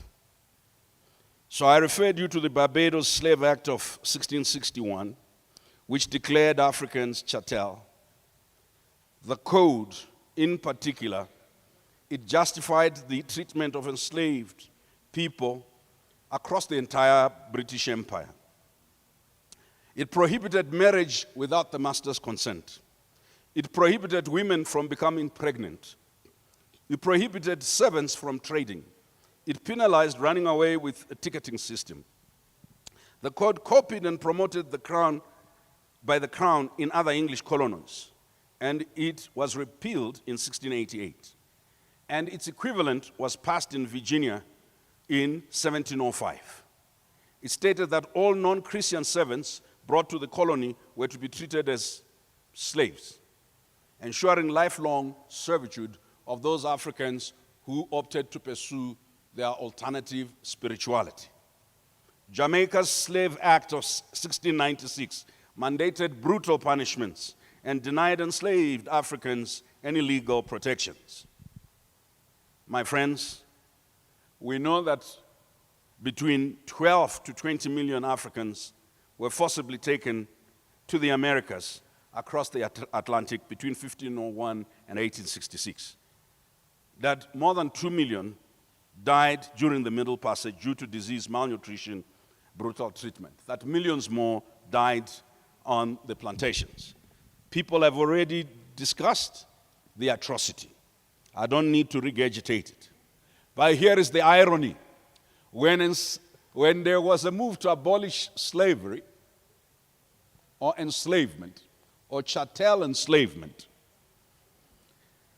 in Barbados in 1833, the British slave owners received 20 million pounds, which would be the equivalent of anything between 17 to 100 billion now in today's currency, in compensation for the loss of their property. That wasn't the end. The enslaved people had to pay almost the same amount for their liberation. How? By rendering free work to their slave. Free, but working for free. And they called this pupillage, this process. Now I want you to understand the continuity of this. When decolonization happened, all countries that acquired freedom were required to pay fair and adequate compensation for land that had been taken from their ancestors to those that had taken the land without paying any compensation, those that had enforced the poll and hard tax on them for them to work on their plantations. Those who had received free labor from them were required to be paid. How? From the taxation of the now politically independent. In the United States in 1862, in the District of Columbia, the Emancipation Act compensated slave owners with $300 per freed slave. Now, so if you look at the economic impact, depending on who's calculating, the Brattle Group estimated that former slaveholding states owe $107.8 trillion in reparations for the transatlantic chattel slavery, for loss of life, for uncompensated labor, for loss of liberty, for personal injury, for mental pain and anguish, and for sexual and gender-based violence. The University of Texas at Austin calculated that the fee just for their limited scope was $12.3 trillion. This is a 2021 report. The Africa Development Bank 2020 report says $6 trillion was estimated wealth stolen from Africa during colonization. And the South African Truth and Reconciliation Commission estimated that 100 million is the number of people who benefited from apartheid-era policies in South Africa. Now, if you are thinking about what I referred to, the genocide against the Herero and the Nama, 1904 to 1908, which was extermination camps, and the sort of things you saw later on in 1945 in the Holocaust. King Leopold's reign, 1885 to 1908, Belgians' exploitation of the Congo led to the deaths of 10 to 15 million people who were in forced labor, mutilation and mass killings, including chopping of limbs. If you are in this room and you want to tell me that 1908 is so far, too long ago for you to remember the loss of 10 to 15 million African lives, why do we remember the First World War? But some people were exiled and others had their heads decapitated, including Chief Chingaira from Zimbabwe and others whose heads were taken to the British museums and remain there today, and the British say they can't return because their laws do not allow the return of human remains. I talked about Nehanda, Kimpa Vita of Congo, a religious political leader who resisted Portuguese colonialism, Dedan Kimathi of Kenya, 1920 to 1957, Rudolf Jwala, Manga Bell of Cameroon, the king of the Jwala people, Mkwawa, Chief Mkwavinyika Munyingumba Mwamunyuipo of Tanzania, who resisted German colonization as late as 1898. African leaders such as Lobengula or Lopengula of Zimbabwe were exiled.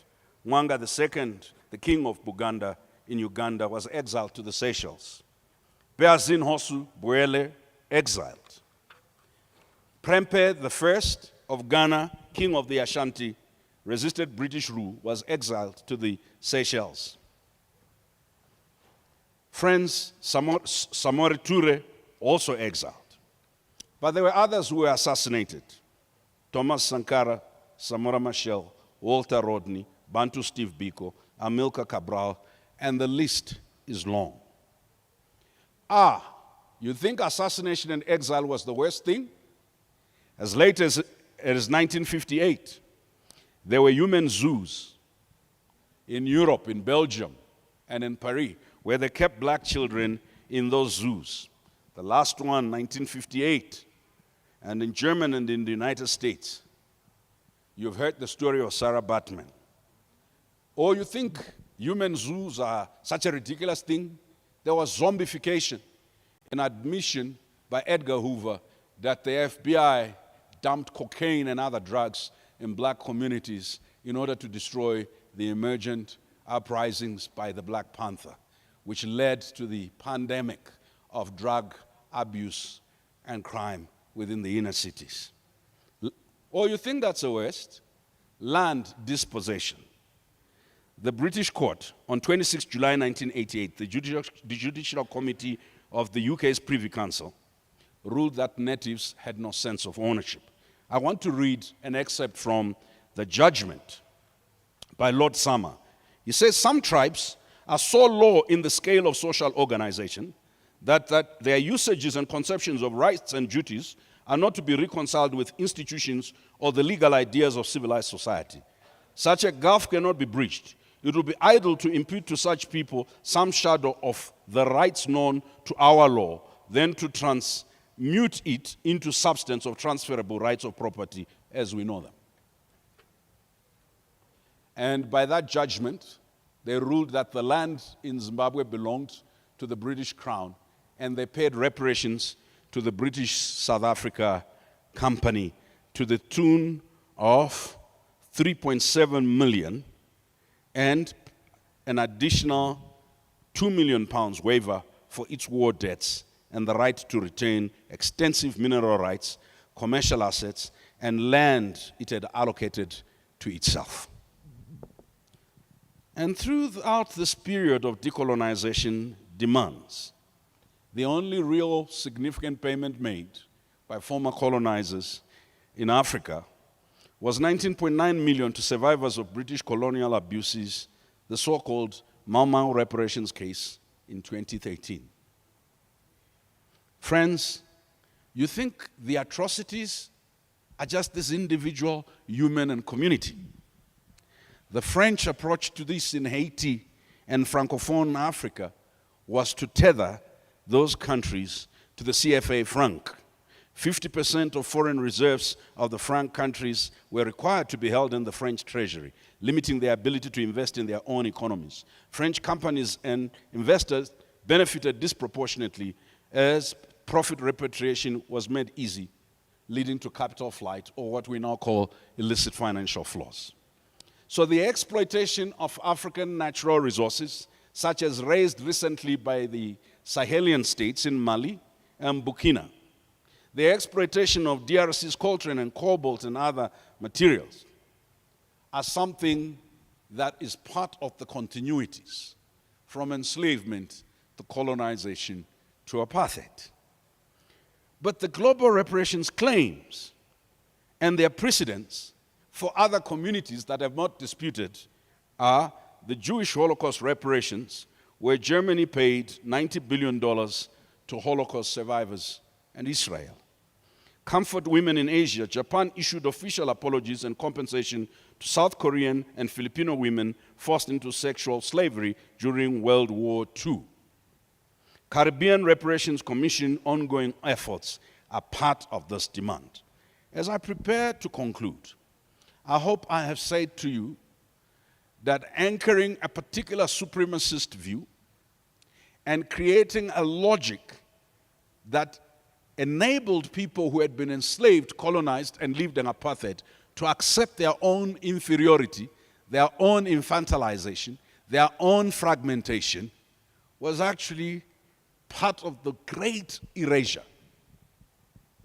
It was racialized.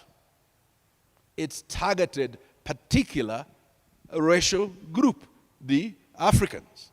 I've avoided using the K word used in South Africa. I've avoided using the N word used in the United. So not only were you economically disadvantaged, physically and psychologically punished, you were socially ostracized. Somebody mentioned the other day, they said black people, Africans, are dirty. And yet it is Africans and black people who were their nannies, looking after their children, feeding them, teaching them to walk, to talk, and to write. They said black people or Africans were dishonest. Yet it is these same people they got on their plantations to do all the work and to account. They said you were lazy, and yet I do not recall any mine that sent thousands of white people under the mine in South Africa, in the Congo, or elsewhere. How did lazy people, for free, produce so much wealth that built the comfort for which our people are being asked to be grateful? Let me conclude by saying, Achieving reparations for Africans, for Afro-descendants, for the global Pan-African family requires a robust institutional framework, ensuring that the 5 pillars of reparations, non-recurrence, compensation, restitution, satisfaction, and I could go on. You need an institutional framework. And that institutional framework needs to realize there will be opposition. That opposition will be mounted epistemically, ideologically. That opposition will be mounted economically. That opposition will be mounted by targeting individuals. That opposition will seek to find black bodies, as it did with people who we now wrongly call Uncle Tom. Uncle Tom wasn't actually as bad as the people that we call Uncle Toms. But we find Uncle Toms as the main voices for saying you don't need reparations. Just do not be corrupt. Now, President Mbeki did the illicit financial flows high-level report, which showed that the bleeding of Africa by corruption accounts for 5% of what Africa loses. That crime, process from crime, account for another minuscule percentage. But the majority, over 80%, is from illicit financial flows. Now let me explain them simply. Part of them arise out of the structures that were set up during colonization and apartheid to enable big capital to move capital without accountability to its local environs. All the communities from which mines extracted remain under development, remain vulnerable, food insecure. Communities from which people were evicted. Friends, reparations also requires us to understand that economic development, education, healthcare, and land restoration are not exercises purely in investment.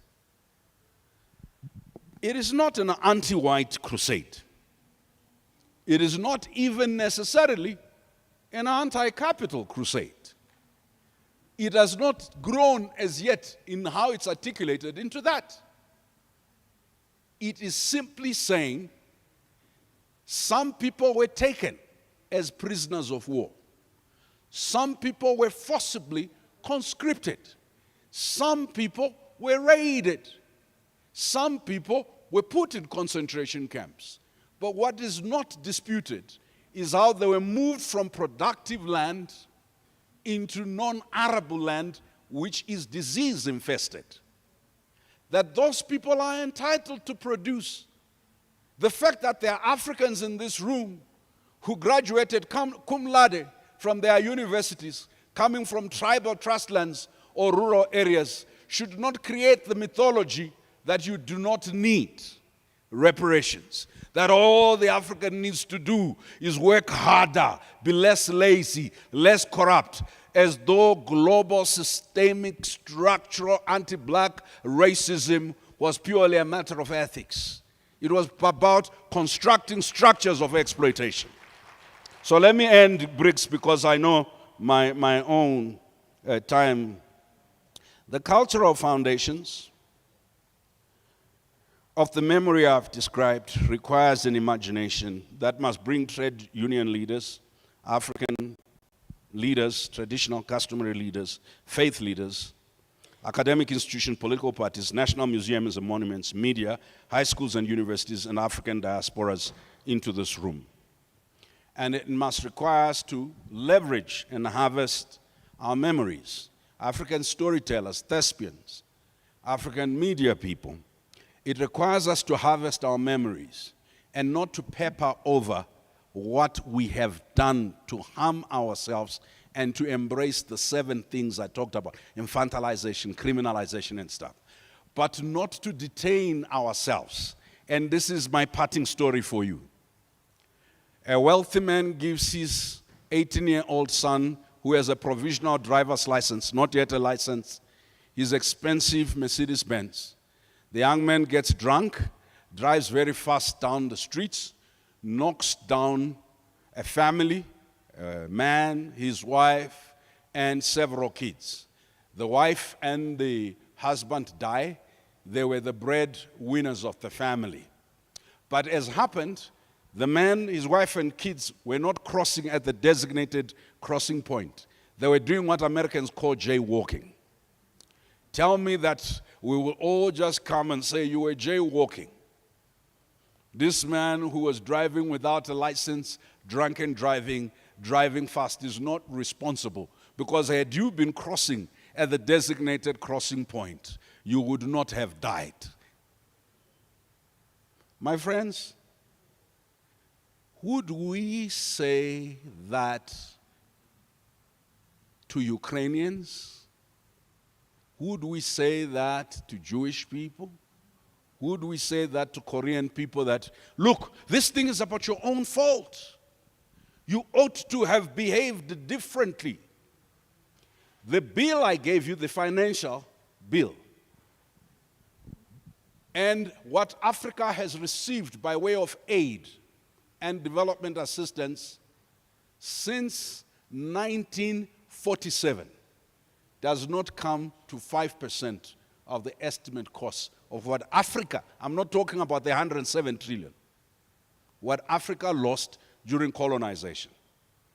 And isn't it strange that the mathematical problem does not arise when Sudan is being asked to pay $300 million for the bombing of Nairobi and Dar es Salaam by terrorists?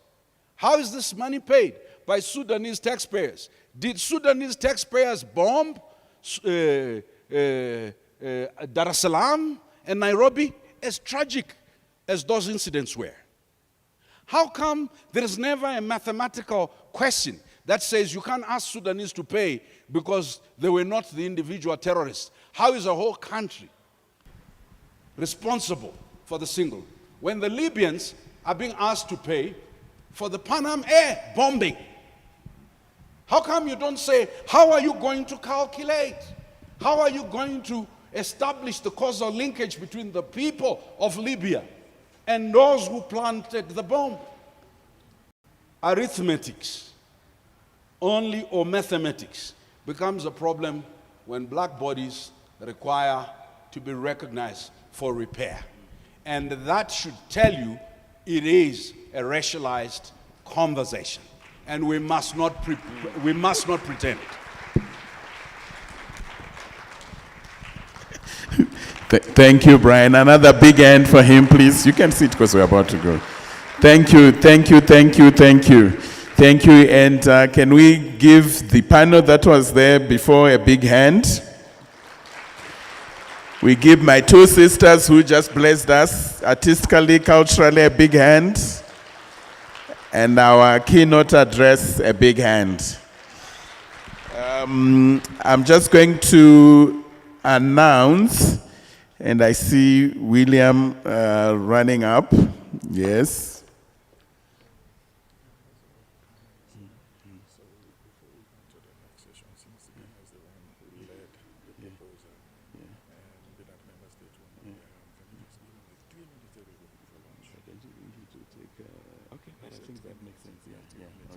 All right, so what we're about to do, we're about to transition where we will take a global Pan-African family photo, one that reflects the global Pan-African family that is in here.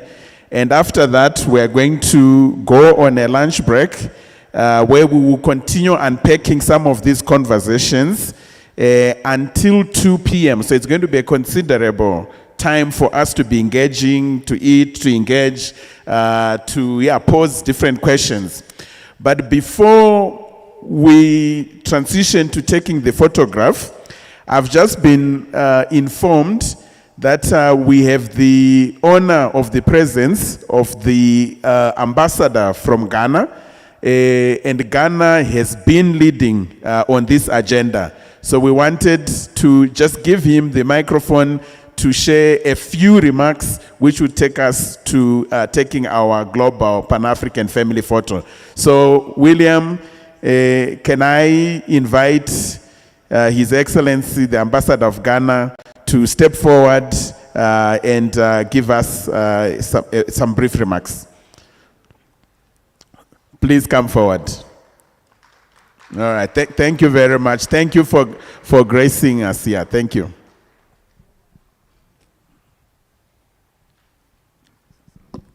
Thank you very much. Yeah, everyone. Please come on. Over to you.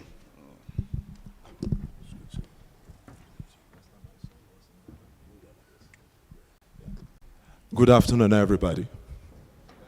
Oh, come on. Let's have a little bit of an animated response. Good afternoon, everybody. See, that wasn't that difficult. I just wish you well. And it's great to be alive. I had to come in there. You can imagine the times in which we are. Moving towards the summit of the AU. But let me start with proper protocol. Your Excellencies, distinguished ladies and gentlemen, all protocols observed. I just walked in, so I haven't seen the list. So I acknowledge everybody here properly. The times in which we are just in the lead up to the summit, and all missions are very busy, so I will have to speak for colleagues who haven't shown up. I just left a meeting that I was chairing and importuning another minister from another country to hold chair for another thing, and had to rush in here, and I have to disappear again. But what is happening right now is of such importance to the continent that I could not but be part of it, even if briefly. And secondly, for the fact that Ghana is a country in the lead on this issue of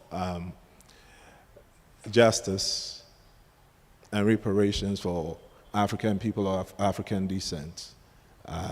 The theme for this year, I had to be here in person to do this. So I have to speak, but I'll have to be brief. But it said that brevity is the soul of wit. So just take the essence and know that we are here with you in spirit. The theme for the year was carefully chosen, knowing that this is a process and not an event. But it's a process to which we are committed. The theme clearly states that, and I want to be very precise, so I read this. Building a united front to advance the cause of justice and the payment of reparations to Africans. It's been a long time coming, and it's been done in a spirit of humanity. I cannot overemphasize that. The process is going to be that of a conversation, commitment, and multifaceted. What do I mean by that of a conversation? A constructive conversation that will need to elicit creative responses. I have had a lot of people come to me from all angles. Some say it's money, some say it's that, some say it's that. I said it's a whole ball of wax.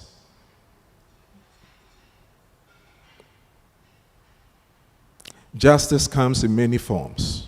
Some of it can be through an apology. Some of it's restitution. If you go to the AU Information and Communication Directorate, I want to make this very objective. You hear about historical acknowledgement, land restitution, cultural preservation, policy reforms, international accountability, community empowerment, very vital part of the process, continued advocacy. So it's just not one part. Another part is financial reparations. What I'll urge is that we come to this with an open mind and resolute will. I used to look at life as a marathon. I've changed my mind. It's a relay. And I'm entitled to my view. This morning, we just heard about the transition of Brother Sam Nujoma in Namibia. I had the honor of speaking to one of their ministers of state and commiserating with him directly as the chair of an ambassadorial committee. And I meant every word I said. They have run their race the best way that they knew, gave it the best effort they could have, and passed on the baton to us. All of us gathered must make sure that we run our best race and also ensure that we find ourselves at the right side of history. I remember when it came to apartheid and its aftermath, being in South Africa in a place called Mahalisburg, and seeing somebody who belonged to part of the ethnic group that was associated with the apartheid and had left, and said his biggest regret was that he never spoke up. And he was telling his son that because we're living outside the country. So in every situation, we have the perpetrator, we have the victim, and we have those who just observe it happen. What kind of baton would really be passing on? In any negotiation, you get what you are prepared to live with. What are you prepared to live with and leave for succeeding generations? You notice the best philosophers were not known for the answers they gave, but the questions they raised. I came presenting you with questions because for human beings, part of our job is also to find solutions. So as we move into this phase, I'll urge everyone in here and those who are watching us from afar, it doesn't matter what side you perceive yourself to be on. Remember, you are running a race. What kind of baton are you handing over? And for our generation, we should not be called the dark ages. People fought to give us the freedoms we enjoy now. What would we do for the next generation? Even as we consider this subject. I made a statement somewhere just before I closed the meeting. I'm going to repeat it here. It's an African proverb. That if you feel you are too small to make an impact, try spending the night alone, naked, with a mosquito. I think you wake up the next day with a change of mind about the size of that mosquito and its impact. You are bigger than mosquitoes. Have a great day. Thanks. Thank you very much. Thank you. Very much appreciated. Please, another big hand. It's going to take all of us in our different offices, our different stations, working together, collaborating to make sure that we are ready for the headwinds that we know are coming. So we are going to really have ample time to dissect, to pose questions, to engage when we come back from lunch. So right now, we'd like to invite everyone to Bright, if you can please direct us where we are taking the group photo. Is it here or outside? Oh, it's outside. Take the group photo. Get a lunch coupon if you don't have one yet. And then we will be reconvening back here at 2 p.m. for the in-depth discussions that we'll be having. Thank you very much. Enjoy your lunch. Yes, your coupon. No, thanks to you. Thanks to you. And I'm happy this one we recorded properly. So it's going up. But hey, even if we go to the no, but you have. No, you that can was a even powerful become one a as candidate for. You can become a candidate for sanctions without you saying. No, but that's no. But that's you see the problem that oppressed people do breaks. You center. You cannot fight liberation by centering the oppressor. The strength of the oppressor. This is why South Africa's campaign for emancipation was free Nelson Mandela. Right? It moved from end apartheid to Nelson Mandela. You have to find the positive, hope-inspiring narrative. Otherwise, even